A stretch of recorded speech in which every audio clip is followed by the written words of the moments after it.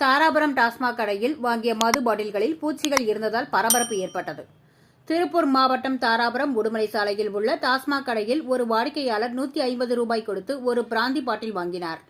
மது பாட்டிலை வாங்கி உள்ளே பார்த்தபோது அதில் பூச்சிகள் உள்ளே மிதந்தது தெரியவந்தது. இதனால் அதிர்ச்சி அடைந்த வாடிக்கையாளர் சேல்ஸ்மேனிடம் சென்று காண்பித்தார். சேல்ஸ்மேன் அந்த மது பாட்டிலை பெற்றுக்கொண்டு வேறு மது பாட்டிலை மாற்றிக் கொடுத்தார்.